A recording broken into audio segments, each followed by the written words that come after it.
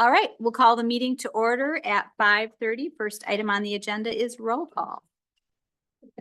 Here. Here. Here.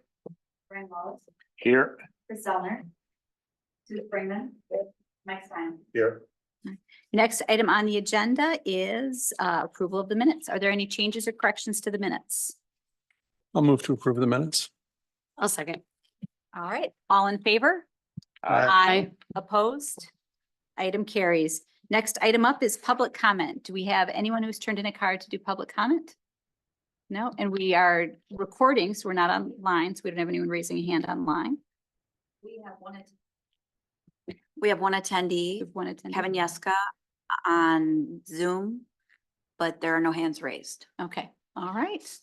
All right, and no public comments? All right.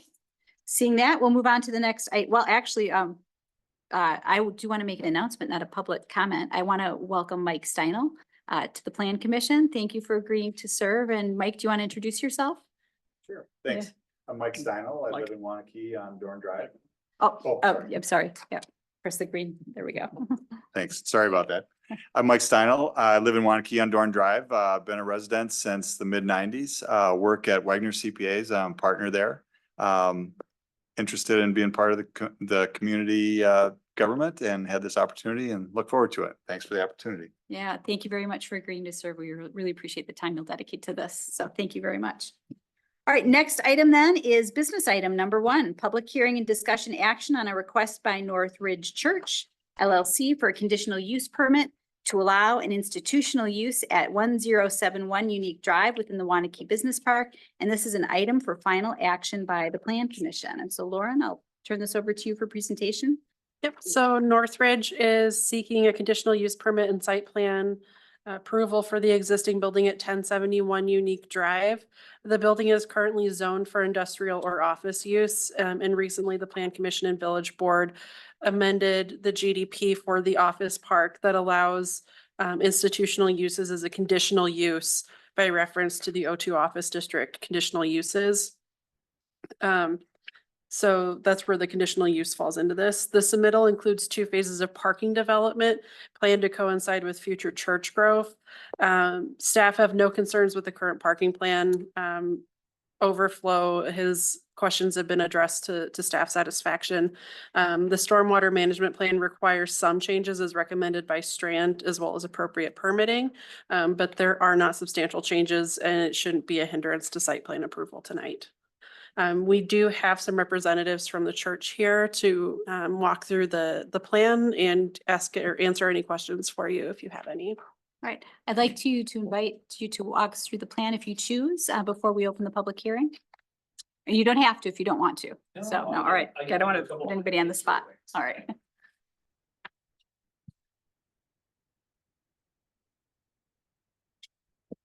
Green light. Okay, there we go. Brent Bickle, live at 1303 San Antonio Parkway, also lead pastor of Northridge Church. So literally this will take like 2 minutes. I'm not going to walk through the whole plan. You guys have seen the packet. You've seen it since June. So I just wanted to highlight a couple of things. And first of all, just let me say thank you for the last basically 2-3 months. You guys have listened to us, the Plan Commission, and then Village Board, and now here we are again. So just thank you for your time. Just hit a couple of highlights. So if you see here, this is kind of a rendering of the existing building and the basic 3 big physical changes that we're proposing.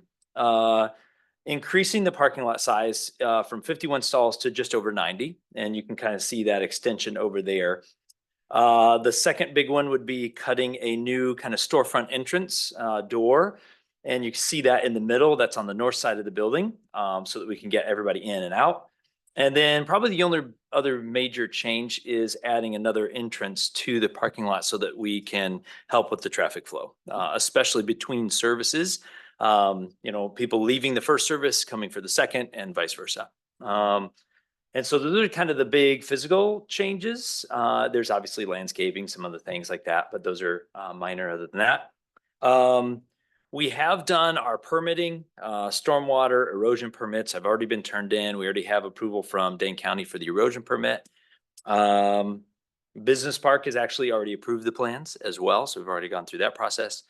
And as we said, as a precursor to this, we already had the GDP amendment that you guys sent to the village board, and the village board unanimously approved that last month. So I do have Ryan here from Northridge Church. If he's a member of our church and highly involved in this process. Beth from Key Commercial, Mike from OPN Architects, and then Kevin from JSC Engineering is online if you have any questions for him, kind of the more technical stuff. So yeah, thank you.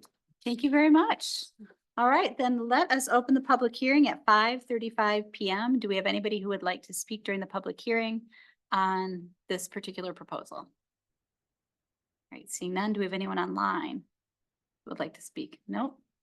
All right, seeing no one no public hearing comments, we will close the public hearing at 5:36 PM and open it up for discussion with the Plan Commission. So Joe, let's start with you. The only question I have with the second phase of parking that is on here, but is not being built right away, does that have to come back to us, or is that approved based on us approving this today? It would be approved based on this today, and we did leave a placeholder in the conditional use permit language under section 2, subsection B, where if you wanted to put in a trigger that automatically triggers that second phase of parking. So say there are so many Sundays in a row that parking is full, or they go from 2 services to 3, or whatever you would like that language to be. The second phase of parking, as long as it doesn't change from this, is already approved as part of this site plan. Okay. But you can put that condition in the conditional use permit. And that condition, I assume that you're referencing is at the bottom of page 9. Well, Or something similar to that. Yeah. Okay, that's all I got. Trisha. No, actually, I think the improvements that have been made to the parking are good. Support them, and I trust staff and Strand to work with the other outstanding issues. So no other comments. All right, Brian. I'm good. The questions already been asked and what we've got on paper. All right, great. Mike. I'm also good based on the responses already, and I think it looks like a nice project and have no additional questions. Chris. I'm abstaining from this project since I've had some conversations with the group. All right. Sue. Oh, Sue, turn your, hit your button, the green, that's all right. What's the color of the building gonna be? it's currently dark gray. It's just like Oh, the same color. like precast. Oh, okay. Existing building other than the new transport from the tree that Brent referenced. Okay, I was just curious, like, because it looked like tan. Oops. All right. All right, and I don't have any questions. Thank you for making the improvements to the parking and for taking into consideration the comments that we had in the comments of staff. So with that. Brian. So I guess my question though is, I mean, right now, the way that the site plan approval and the conditional use permit approval would be as it relates to the parking is it would be totally up to the applicant as to when and if they ever expand the parking. The question for the plan and we wouldn't have the authority to require them to do that unless we put something in the CUP, which is why the placeholder's there. I mean, Joe, you pointed out to page 9 in Tim's comments, he identified, a potential trigger. So the question for the plan commission is, do you want a trigger in the CUP that would require that additional parking to be constructed? Or if you're just completely willing to allow the applicant to make that determination on its own, then you would not put that trigger in. All right, so the question has been proposed. Sue, do you have a, Yeah, I would think, because you can park on the street, right? Is that what the follow is that you got over for? You would be able to, you would technically, you'd be able to park on the street with the first phase of the parking lot, and theoretically, if you have a really, large event, even with the expanded parking lot, there may be a circumstance where people need to What's park the on the street. capacity of the building, occupancy wise? The existing building is right around, I think it was like 130 occupants, somewhere around there. Based on how it's used currently, that would eventually change based on the occupancy type of the building. So there's a fair amount of storage space, and there's classroom space, there's a little bit of assembly space in the building, in the current building, and when it becomes a church, those numbers will change. I don't know the exact numbers off the top of my head.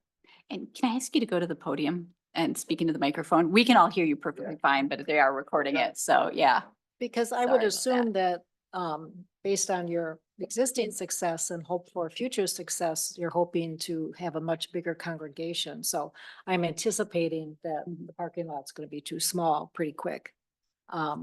Although you probably have multiple services, not just, although I go to church, it's usually one service, that's the big one, and then there's littler ones. Yeah, you kind of hit on it. Ryan Meester, I live at 1103 Richard Court here in Waunakee. So you touched on it. So the worship center itself, which is the currently storage, will fit about 300 people in it total. Right now we're running roughly 125 to 150 per service. We have 2 services. But our plan would be if we expand, which we're obviously hoping to do, we just add more services before we would, try to go up to having actual 300 people in there at a time to pack the place out. So there's ways, and right now I think the Village Center parking lot has roughly 130, I think, stalls, 120 stalls. And on the vast majority of events, there's plenty of open space. This is 92 stalls, so well over the minimum. I think it's 5 people per stall is kind of the minimum. We actually average roughly around three people per car in our attendance, what we see. So we think there's a lot of opportunity to expand within phase 1. And we would definitely add another service before we would go and spend, because it's very expensive. The parking lot's very expensive. Parking lots It's are like very probably another $400,000 to add the phase 2 parking lot. So we would definitely look to alternative measures before we would be looking to put that much more money into the extra parking lot. Yeah, I mean, it would be difficult. I would find it difficult just to say, okay, now expand and come up with $400,000, because I know how difficult that is. But it would be good to have a conversation somehow. I'm not sure how to. Well, if We I, would so think We'd like you to begin working towards that, because you're getting It- too big.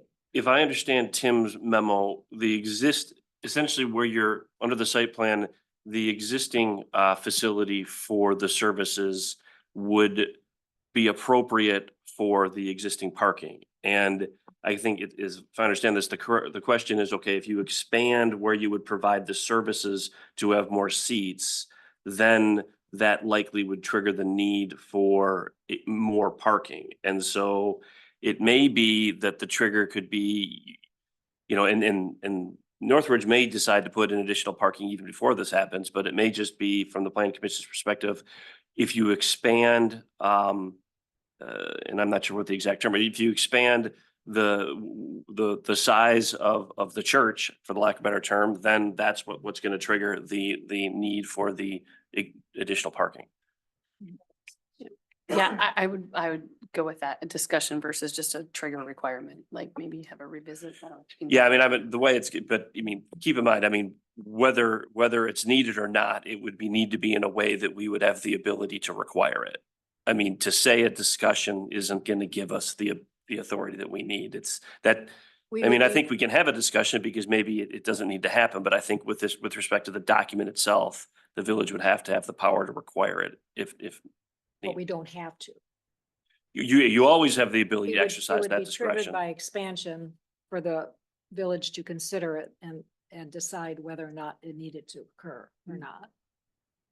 So placing a requirement in would allow us to come back and say you don't need to meet that requirement. That's exactly. In other words, I think we need the requirement. Now, that is always the case with things that are approved by, whether it's the planning commission or the board. If we get to that point and something is being triggered and it turns out that, yep, in 2024, we said this, but now it's 2027 and we actually think maybe something different can be done, or maybe there's a middle ground. So it's not a full expansion of the $400,000, but an additional expansion that maybe is a little bit less money, but allows for future parking. But I think based on the analysis that staff has done and Strand has done, as Tim has done, I think you would want in the initial approval to say that if the portion of the facility that is going to hold the church services is going to be expanded, that's going to trigger the need for the future parking expansion. When that happens, you can still have that discussion. The other option is, and I'm not remembering is it Madrax across the street? A building, do you have a building across the street somewhere that has a parking lot? There's a couple. RG Heating is actually like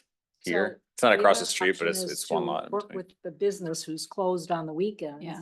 and see if you can't use them for overflow. And we've actually had some of those initial conversations just about, hey, you know, Christmas and Easter are busier. Like, is there an opportunity to work out some agreement on those Sundays specifically if we know we're gonna be larger? But that worship space is pretty well capped at 300 too, by the way. So it's that space can't really grow beyond that. So our growth really would be more services anyway. It wouldn't be trying to get more people in there at one point in time. Just as a general rule. But co-parking, helping, neighbors helping out is starting to be a big thing because the impervious surface and stormwater and those issues. So could work. For sure. Is there land available that if you needed to expand beyond the existing space that you would be able to get? RG Heating owns the lot right next to this right now. It's a cornfield right now, but they have plans to expand at some point in the future. So there's not really any land to purchase outside of that. So it would really more so be probably working with them to see if we could use it on Sundays, or if they expand it, they expand their use, maybe they expand that side to be parking. So it's accessible, but those have just been initial conversation. Other questions, Joe? I think putting some sort of agreement in here, condition in here is probably a good thing. But I also agree, I feel like it, and I understand that it should be something that says this is what has to happen at this point, but I think it ultimately does trigger some sort of a discussion around that. So I'm not sure how we craft that so that it's not, overly strong, saying if this happens twice, it's 400,000 to put in your additional parking lot. So yeah, we need to kind of figure out what those metrics are, I guess is where I'm going with that. So I guess, can I ask a question? Mhm. So the memo in the packet from Tim Semin refers to sanctuary space. Is that where the service is actually being held? And right now, what he says is the maximum capacity of the sanctuary space is approximately 300 people. Is that in the initial phase, it's going to be 300 people? And That's the way it's gonna be. Yeah. That is the initial phase but also that's future phase. Like that's the size of the space. That's how many chairs we can fit. so I think one thing that you could say is if the sanctuary space is increased such that it is greater than for approximately 300 people, the village reserves the right to require the applicant to construct the additional parking. Mhm. And that way, I mean, it reserves the right, still gives the village the authority that it needs right now on the front end.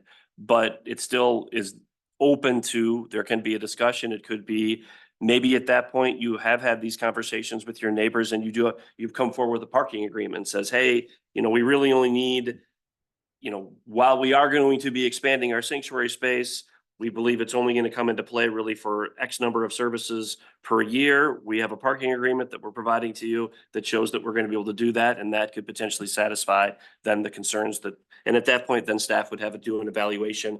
In all likelihood, it would come back to the planning commission and say, look, this is what was approved back in 2024.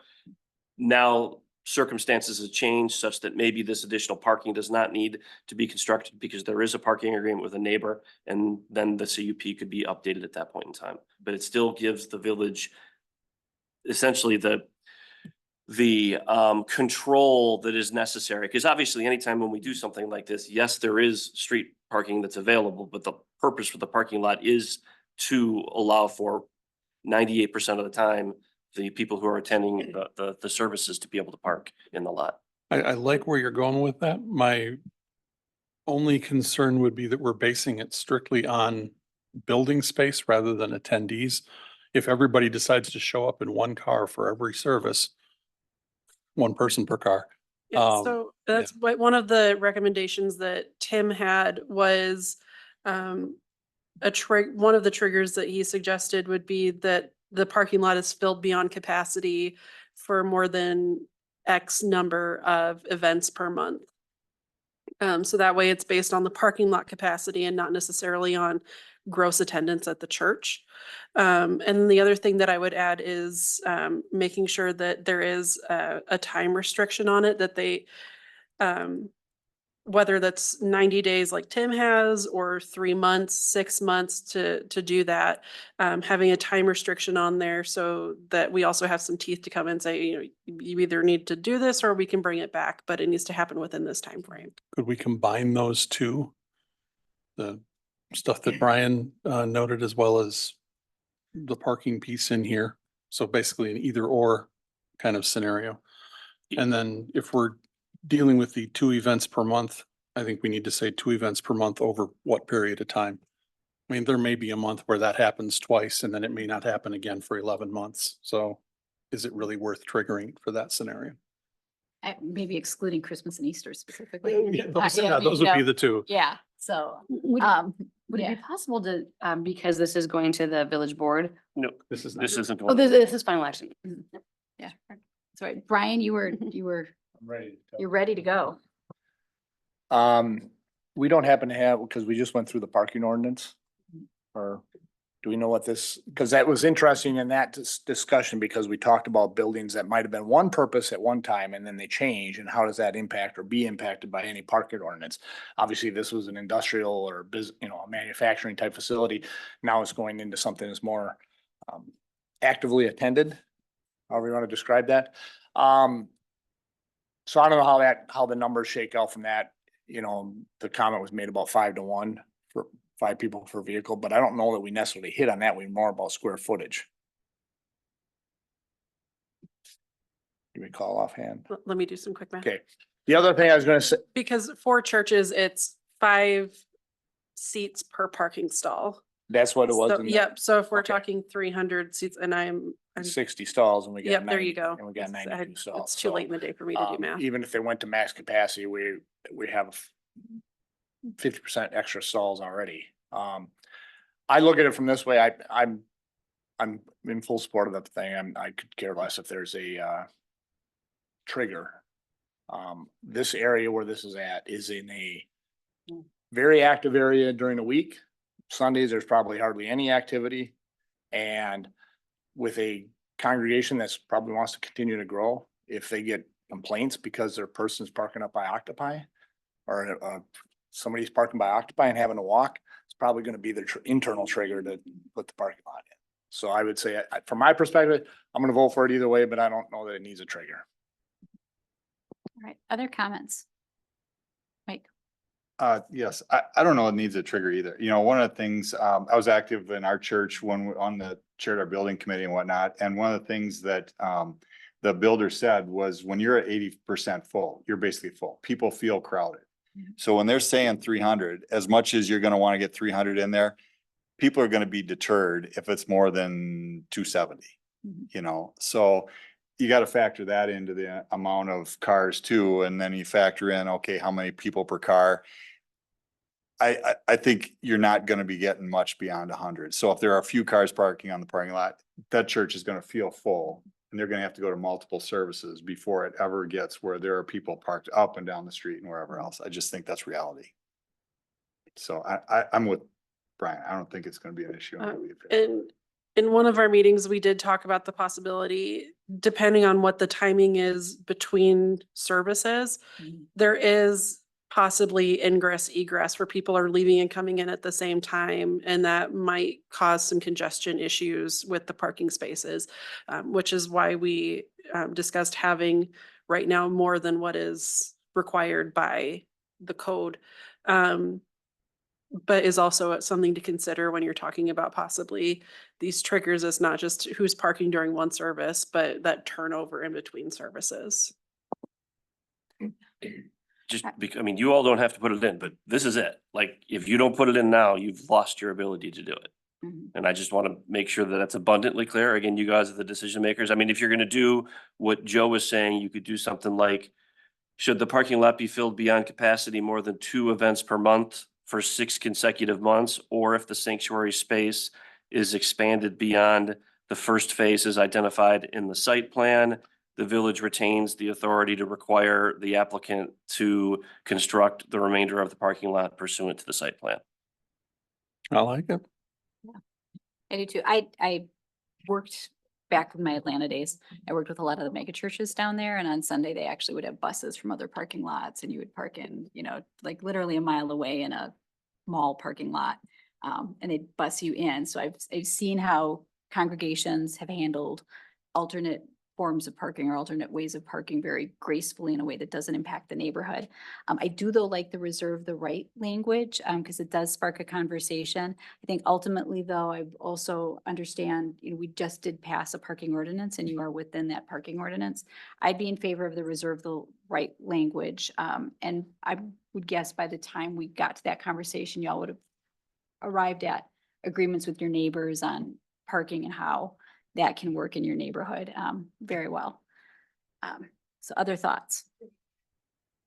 Can we add to the, and require, and we could, what was the language? The village retains the right to, Require the applicant to construct the remaining parking stall pursuant to the site to plan. work out a plan with adjacent properties to utilize their parking lot. We could, I mean, I think that that's a component of, I mean, to me, that's coming back with the reserves the right. I mean, to me, what I've heard the plan commission say is we don't want it to be specific that it has to be done. That's why you want to have the reserve the right. You want to have the discussion, and To not there- make it just there could that. be, I mean, there could actually be other options that There are you out go. there too that we haven't even thought of. That's true. Okay. Get it. All right. So what would that motion sound like, Brian? It would just be, so I'm going back to page 6. I think it would just be motion to approve the conditional use permit and site plan conditioned upon final approval of the community development director, and with the subsection regarding the parking added pursuant to statements by the village attorney. And then we're going to go back, if you're happy with what I said, we'll go back and look at the meeting and figure out exactly what that was. All right. So can I just say so moved? Yes. So moved. Second. All right. Any discussion on the motion? Seeing none, all in favor? Aye. Aye, opposed? All right. Abstain. Abstention. Thank you. All right. I, for one, look forward to you guys growing and us having that conversation in the future and saying, we're glad you worked out your parking issue. So congratulations, and look forward to attending services and seeing the opening of it. All right. Have a good night. All right. Next item on the agenda then is discuss and take action on a certified survey map to combine and rezone existing lots at 205 North Klein Drive as part of the Waunakee Police Department remodel and addition project. And this is an item for recommendation to the village board. So to you, Lauren.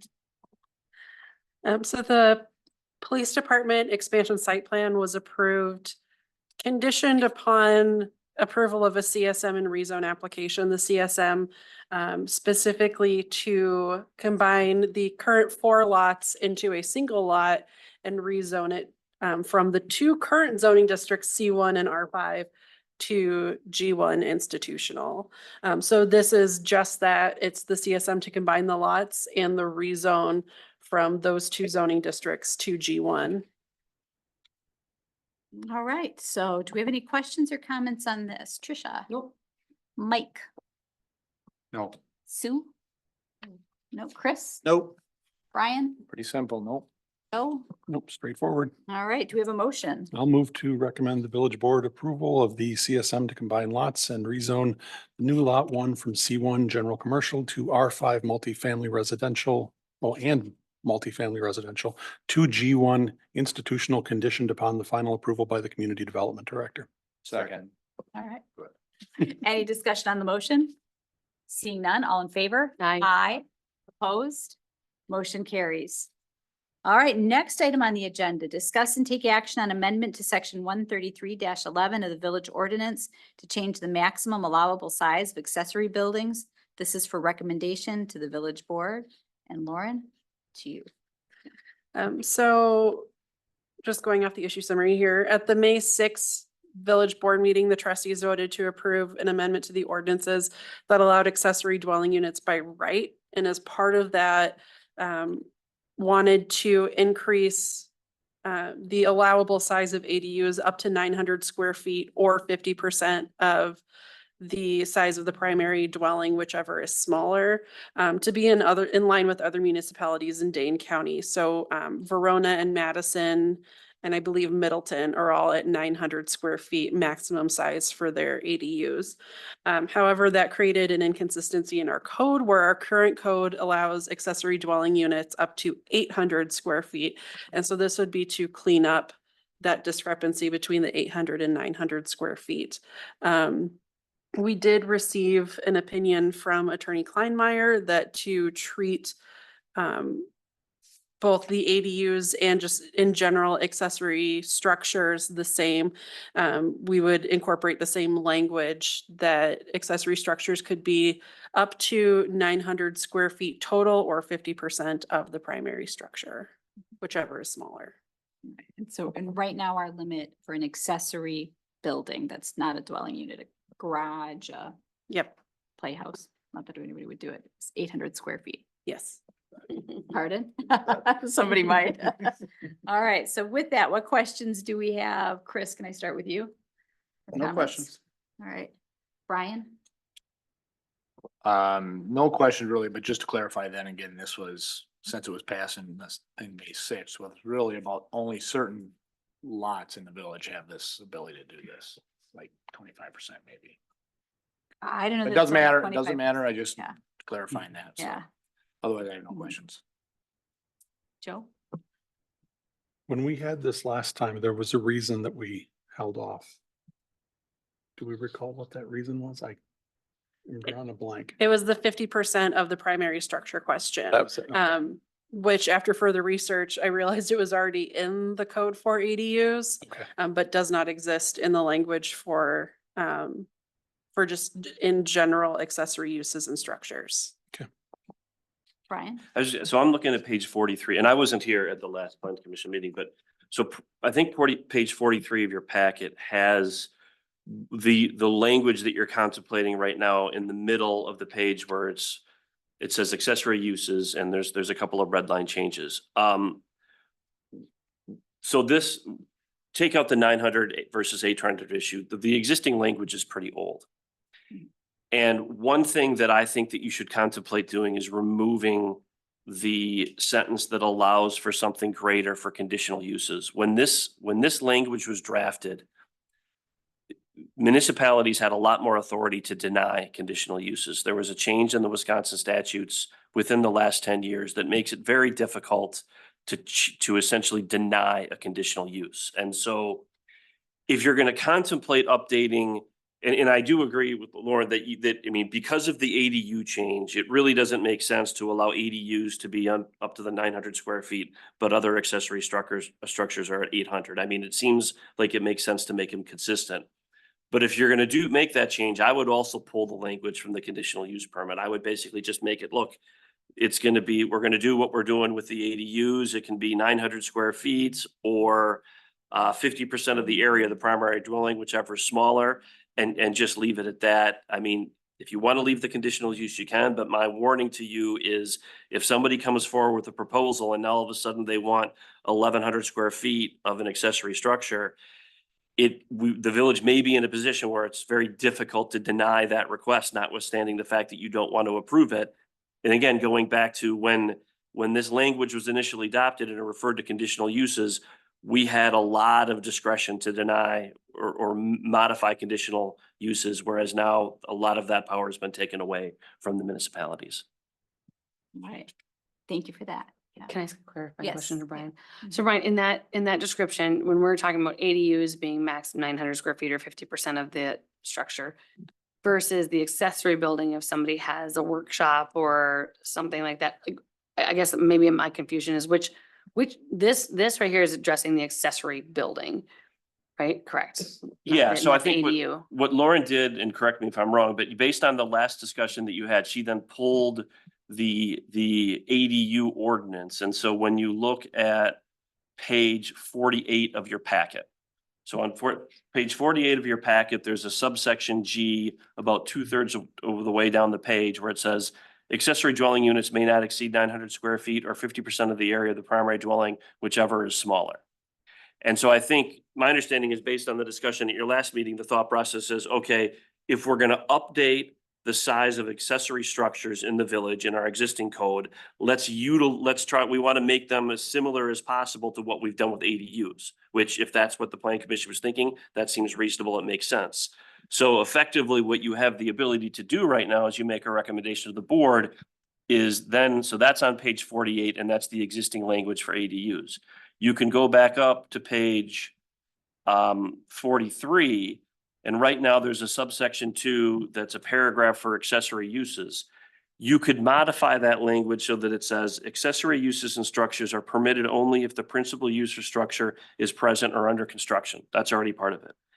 Then it would say the total gross square footage of accessory structures in residential districts shall not exceed 900 square feet or 50% of the area of the primary dwelling, whichever is smaller. That's the same language that you have for ADUs right now. And then you keep the last sentence in here that says all accessory uses shall comply with section 133-1132 of the code. If you do that, you're effectively making the accessory structures in the residential district similar to the rules that you have for the ADUs. And if you also do what I just said, you're pulling out the conditional use language. Now, and I'm flagging the conditional use language for you because of the change in the statutes and because some municipalities are now essentially operating under language that was adopted in the 90s when municipalities had different authority over conditional uses than they have now. And that's the concern. Thank you. Sue.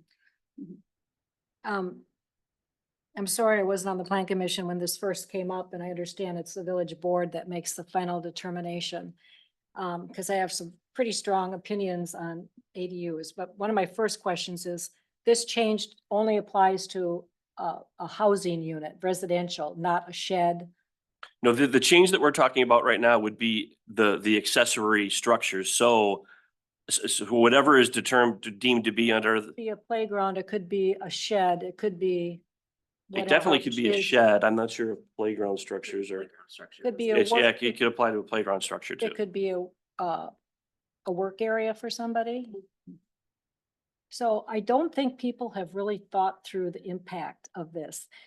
It's like you said, I'm stealing it. It's kind of a feel-good piece of legislation where people think, oh, we're gonna add all this housing. Yeah, but And- keep in mind that what you're talking about is I know ADUs, the 900 ship's already versus sailed on that. 800. But what I'm saying is that by making it even bigger, I don't think people are really realizing the impact of this on their property and their neighbor's property. A 900, even an 800 square foot structure is as big as a 1 or 2 bedroom apartment. Okay. And Just to be clear though, what we're talking about today is, we're not amending the ADU ordinance at I all. know you're not. Okay, no, you're not. What I'm saying though is we're proposing to expand it, the size of what's allowed from 800, I think that's too big too, but it's something that somehow the village, I think, has to, and I know all these communities are jumping on the bandwagon because they think it's going to make a big difference in housing supply. It's not, because the cost to build it's going to be horrendous. But something for the community to really understand, and I don't think people really understand it. I think they think it's going to solve a problem that it's not. It's going to create bigger problems for properties if you have this in your backyard or next door.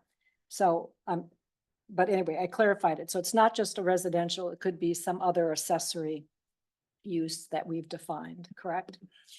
well, I'm gonna pull up the code right. I'll look for the definition of But I- accessory structure. So my concern is I don't want to make it any bigger than it is, because I think the impact on your neighbors, having that structure in somebody's backyard would devalue your house. Try to sell it. And so part of it, the consideration for the maximum size is that it's the following uses and their essential services may be allowed in any zoning district. And we do allow accessory buildings in commercial and industrial districts, which is where some of these larger buildings might make more sense. And that's maybe where or 50% of the primary dwelling, whichever is less in a residential area or residential zoning district, might make more sense because it limits what that maximum size can be to less than 900 square feet. I still think there's a lot more to it. Such So- as, I don't know. Are we not distinguishing between this 800 square foot limit is for residential lots right now? This 800 square foot is for residential lots now? If you own a commercial lot, can you have a building by right that is an accessory dwelling or just an accessory building that's larger than 800 square feet? Or do we only have one ordinance that covers? We have both one commercial? ordinance that covers residential, commercial and industrial. Okay, and Mike, you speak first. I'll go last. Yeah, Go ahead. I just need that. You know, a 900 square foot building is 30 by 30. And that's a pretty large building size. We had the tape in front of us and we round what not the plan commission, but the village board was thinking in terms of passing the 900 square foot. They were specifically thinking of residential, but a 30 by 30 residential accessory building that is not a dwelling unit is a really big, I mean, that's like I think it is an airplane hangar size, which is great if you're living on the airport, but if you're not necessarily in an area that can handle that, I mean, that's a big accessory building. So just wanted to make that clarification that 30 by 30 is really big for something that's not a dwelling unit. Second question is, when we're figuring square footage of a house, are we considering the total square footage of a house or the first floor footprint? If it's the first floor footprint, are we including the garage or just the habitable area? Like, how are we calculating that right now? Exposed lower level on the second Yeah. floor. Yeah. Generally, we would be going off of, that's actually a good question, because I've never had that question come up before. Yeah. Let me pull up a definition here. I'll just use my house as an example. Like, we've got a 3-car garage and then a small first floor. We've got a 1,000 square foot first floor, which is actually not all that small. But we would be able to put up if our planned unit development ordinances fell by the wayside, we'd be able to put up a 500 square foot in one scenario or a 900 square foot, depending on whether or not we are using the garage for the footprint. For ease of administration, we would be talking about the footprint of the first floor and any attached accessory buildings, because attached accessory buildings have to meet the same setbacks as the primary structure. That'd be the Um, garage. The garage and yeah. That's crazy. Yeah, so if we're going based off of just an aerial marking out where the edges are and determining what the floor area is by the first floor area, we don't necessarily have an easy way to tell what's garage and what's house. So we'd have to go based off of what the roof line is, basically. Okay. Okay. I am wondering if that's something we might want to clean up in our language. And then do we have, and I'm sorry, I probably read it and just don't remember, do we have something that limits the overall impervious space on a lot? We have a limit in the required backyard. So anything within the buildable area is fully buildable without any restriction. Anything within the required backyard can't be more than 30% of the required backyard. So 30% of the remaining backyard? Yep, so the width of the lot times the setback is Okay. the required backyard. Okay. Okay. The setback from the backyard is only what, 3 feet or 5 feet? I think it's think I 5. read. Yeah. I think does it say 5 feet in here? What's Even though the the ordinance- side I yard think and the they're an backyard alleyway. setbacks are Yeah. what, 3 and 5 feet? And again, I feel, I was squeamish about the ADUs. I understand it and I understand the rationale for people who can afford to build one. But if it's just a garage, I have a very different feeling I know, about that's it than I it do too, if it's so an to me, ADU. And Mike, I took your place, No, so. absolutely. The thing I get nervous when you're adding additional roof space on this because one of the things we talk about, and I've always thought about a lot when you have commercial space, is runoff impact. You got more area that's not absorbing water, that's either a roof or a parking lot. That water has to go someplace. Mhm. And now you've just reduced the amount of space in a backyard or the neighbor's yard. You know, I can foresee where some neighbor has a problem because they're downhill from one of these that's built and now there's no place for that owner's yard to absorb it. Now it becomes the neighbor's problem. Because there's this additional dwelling space that now has created runoff into their yard. So I just regardless of what the county or whoever says, it just seems like the more space, when we're living on a marsh, that you're putting a roof on or any kind of other thing is reducing any land that can absorb that water. So I think that should be part of the whole consideration that somebody's got to go through before they're throwing one of these things up on their property. Well, and again, to be clear, this is for any accessory structure, sheds, Absolutely. garages, anything, not just ADUs. And actually, most accessory structures that we come across are at least partially in the buildable area of the lot, which means that we can't necessarily restrict the size of it other than through this one section of code. And so what we really need to look at is just this little paragraph right here. So Can't we separate commercial and residential code So, relative to this stuff? Brian just pointed out to me that in this section, it's specifically restricting accessory structures in residential districts. Even though the use regulations refer to any zoning district, this one specifically refers to residential districts. So we may want to come forward in the future and do a separate restriction for commercial and industrial. So I misspoke earlier, I apologize. We might want to come forward in the future and do a separate restriction for commercial and industrial. But at this time, the 800 or 900 square feet is just for residential districts. Does this come before the village board to approve a plan when somebody wants to do it? Who gets to approve it? No, it'd just be a building permit. It's a zoning and building Oh, permit. so So look it at- comes to me. At the stormwater in the. We issues. don't look at stormwater on individual lots. Usually stormwater is done on a regional basis at the subdivision level.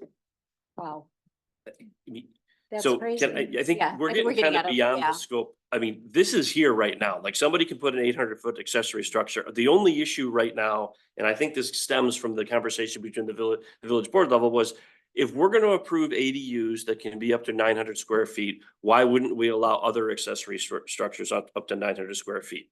That seemed, I mean, because I mean, Why would you? there's consistency then. Mhm. Right, even if you don't make this change, somebody can have an accessory structure under our existing code in a residential district under 800 square feet. You're only changing 100 square feet. The process is not going to change either. Clearly, there's two people here who I'm listening to and this is fine, this is reasonable. Don't care if the ADU ordinance was passed. You don't want to make a change to this accessory structure. The issue for the village board is going to be, well, we passed the ADU. I know that there was a discussion at the ADU level, or when the board passed the ADU, of what about other accessory structures? How about we update the code now so that other accessory structures are consistent with ADUs?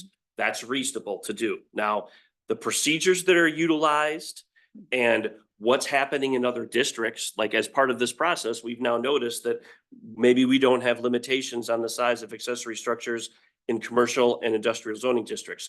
That's something that we would need to take a look at.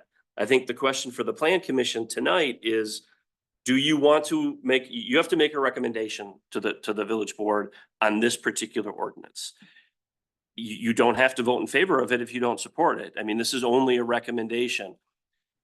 It's related to the 800 versus 900. It's related to the conditional use permit issue. And obviously, if you can, one reason to vote against this potentially, if you want to, is not even those. It's, hey, if we're going to look at accessory structures for residential districts, we also want to look at them for other districts.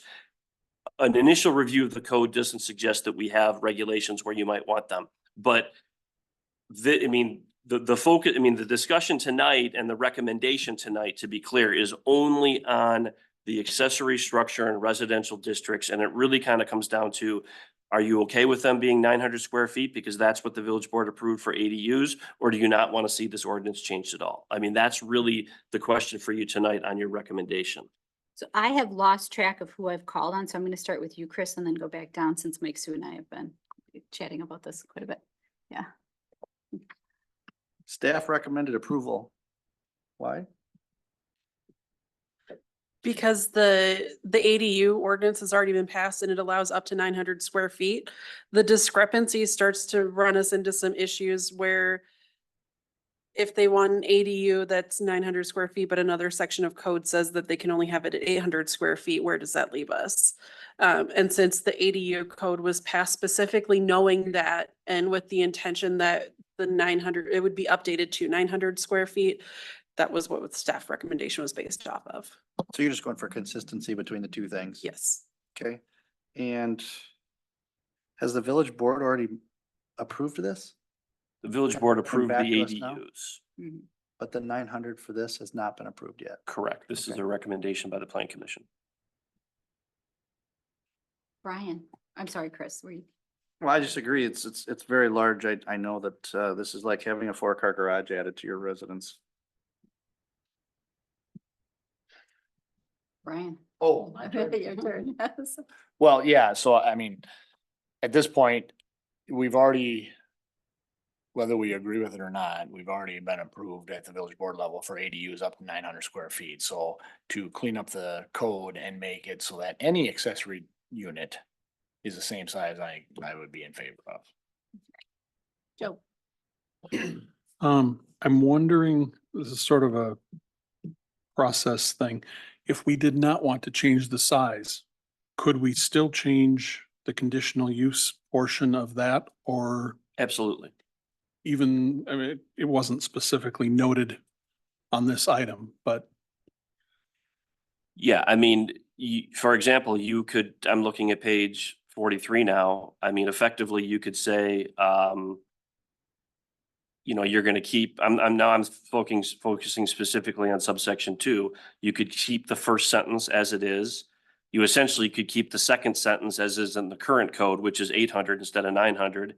You could delete the third sentence and keep the fourth sentence. Essentially, then the recommended, if you were to make a motion to approve that, your recommendation to the board would be, well, let's keep the 800 at this time, but we want to remove the reference to conditional use permits. and we don't run into a problem with how it was noticed and for this meeting.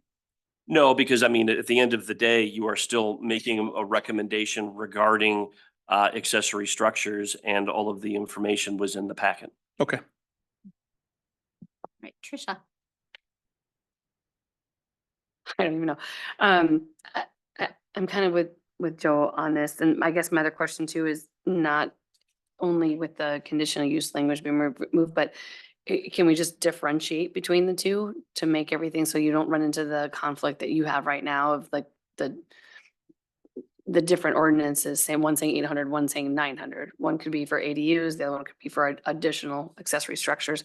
I know we have gone around and around a bit, but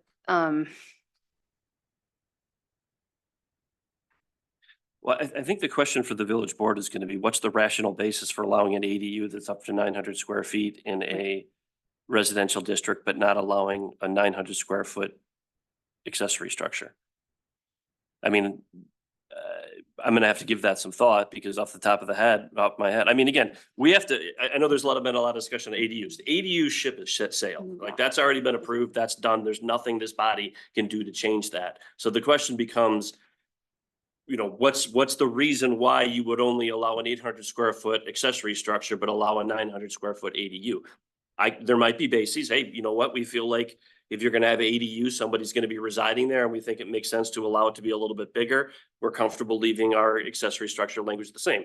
That's probably the answer, and I think there's a basis for that. But to me, I mean, I'm also going back to, and again, this body is not bound by what the board is gonna do, just like the board is not bound by this body. But my memory, and I think it's right, is, hey, there was a discussion at the board level about the size of the ADUs. It was determined that they should be 900 square feet. And at that point in time, the board said, okay, what about accessory structures?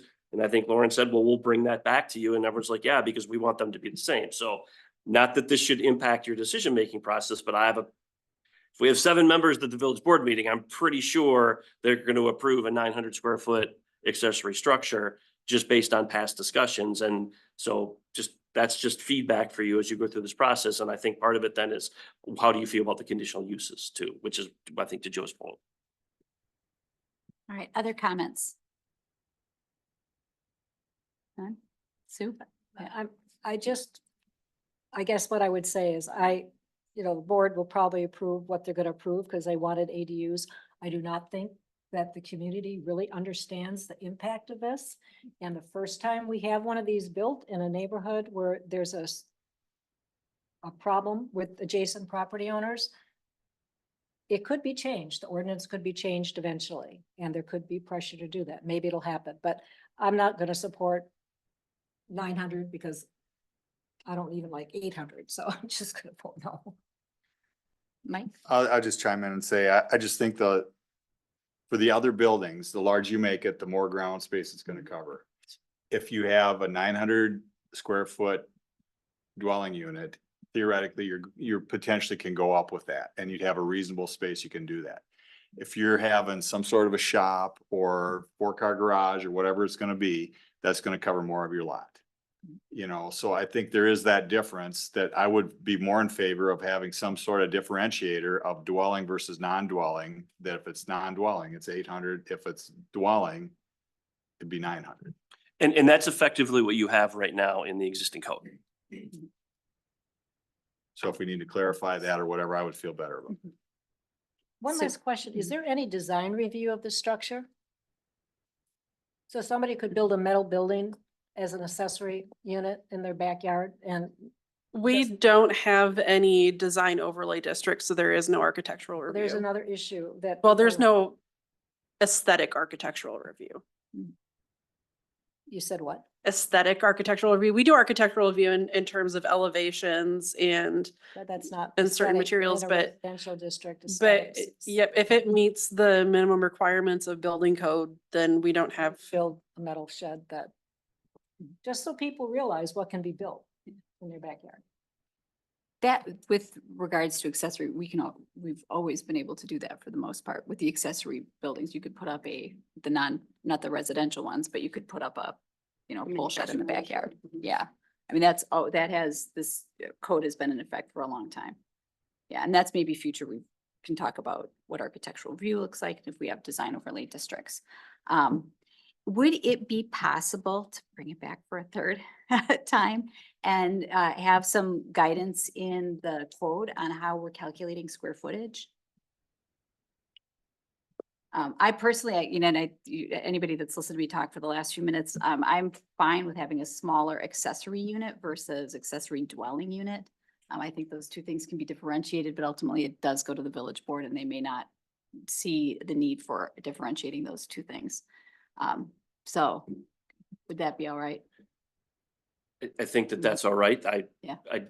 The timeframe is such though, that if staff got contacted by a village board member who said this has been to the plan commission twice, Mhm. and I want it to come to the board by statute, it could go to the board if To the that board. request is made. All right, so tonight, would it be in our best interest then to at least clean up the language with regards to conditional use? Even if we don't switch. I the don't think that you 800? have to, from the standpoint of if that request is made, it's gonna go essentially no matter what your recommendation is. And I would look at this as your plan commission is its own body. If the plan commission desires to have this come back so that that discussion can be had, we can also then make some, if you can, say, yes, do this, we can also add some link, a discussion regarding the conditional use permit in the packet. My point there's, and this obviously applies to every municipality, there's statutory language in the zoning rules that say effectively at some point in time, the governing body has the ability to say, I want this to come to me. And I don't necessarily, I have no information right now to suggest that that's going to happen with this ordinance. I just know that a sufficient amount of time has passed now, and now this ordinance has been before this body twice, such that that request could be made. And if that request is made, then I don't really think it matters what motion is being made tonight. And so I would be inclined to look at you as your own body and say, if you wanted to come back to you so that analysis can be done, let's just do that and let's see if something else comes up from the village board. Again, I don't have any information that suggests it's going to. I just want to let you know that that's a possibility. And it's happened before. That's how we ended up with the ADU unit ordinance decided by the village board. Yeah, so what are our thoughts? If it does come back, I think one of the things that could use clarification, because I might misremembered what happened.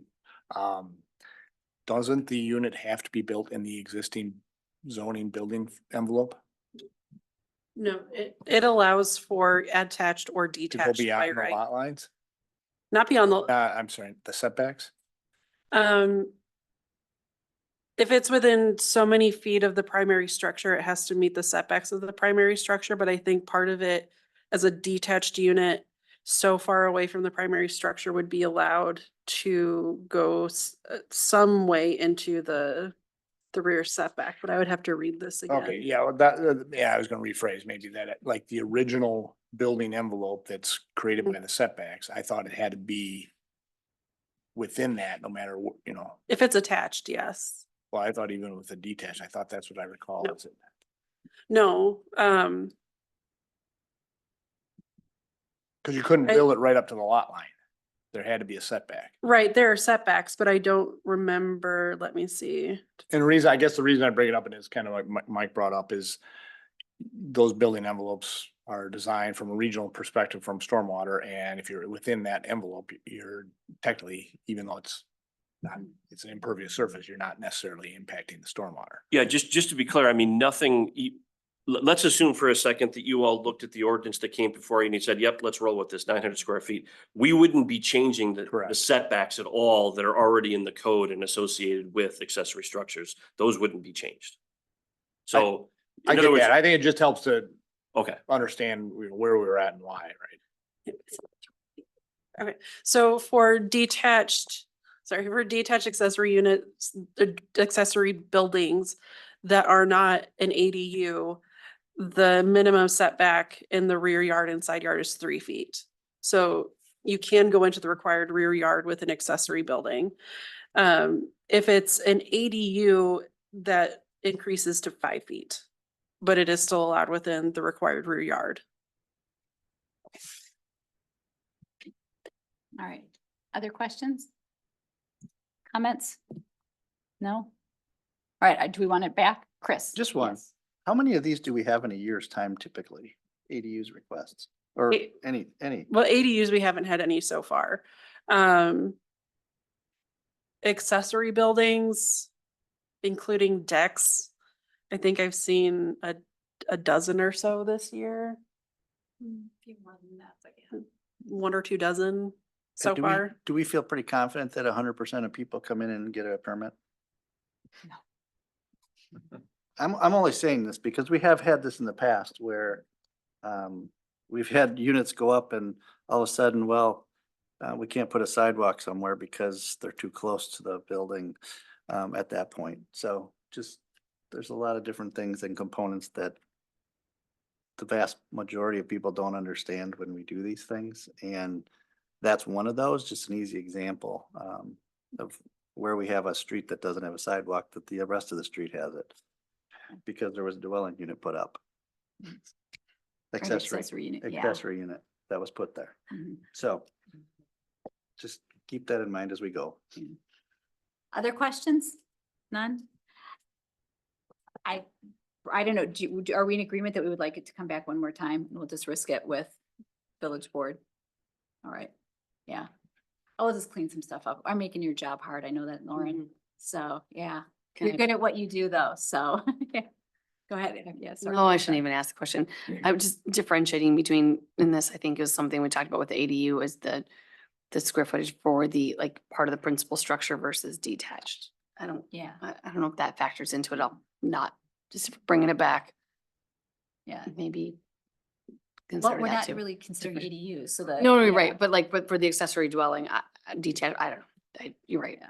Sorry, So one of the. never mind. You know, Forget one what of I the- said. Oh, I'm sorry. I'm looking at page 46 too. One of the things too that we should consider and we should think about is that while we are thinking, and I am thinking, 4-car, 30 by 30 garage, this also applies to swimming pools, children's play structures, tennis courts, things that, and if somebody put a tennis court in the backyard, I don't know that they would be objecting for the square footage coverage the same way that they would a 4-car garage. Brian had to leave to go to another meeting, so he can't advise us if we could further split the differences between, but maybe we can talk about kind of what this looks like in different contexts. Yeah, that I'm not aware of, because they're all defined as accessory structures and not classes of accessory structures. I'm not even sure how we would necessarily class them. And the other thing to keep in mind is that it's not 800 square feet per building. It's all accessory buildings in total. Or no more than 800 square feet. So is a So- maximum of 800 square feet for all buildings total, or accessory buildings total. All right, so next month, it'll give us something fun to do. All right, Kristen? Yes. You asked the Mhm. question of whether they could define the square foot, what square footage you're using. I think that would be very useful. So can we legally do that?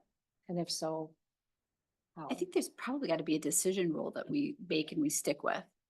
But isn't it also true that if it's a dwelling unit, you have to have driveway access to it in the back? So your house has to be far enough away, it has to have enough of a side yard to put a driveway in. I don't know that that's required in I this. thought that was in here. Is that in there? Okay. It said, both the primary structure and the accessory dwelling unit shall be served by one common driveway connecting the accessory dwelling unit to a public or private road. Is that correct? That's what's in the ordinance, yes. So that would preclude a lot of it happening. Yeah. Yeah. Again, I don't think people understand what was approved. All right, other comments, questions? Suggestions for the good of the clause? None? All right, then we are down to, I believe, one last item, well, second to last item. The Joint Plan Commission update, the meeting has been canceled for tomorrow. Yes, go vote. Go vote, yes, please go vote. Then one last thing on the agenda. Move to adjourn. Do we have a second? Second. Any discussion on the motion? Seeing none, all in favor? Aye. Aye, opposed, motion carries.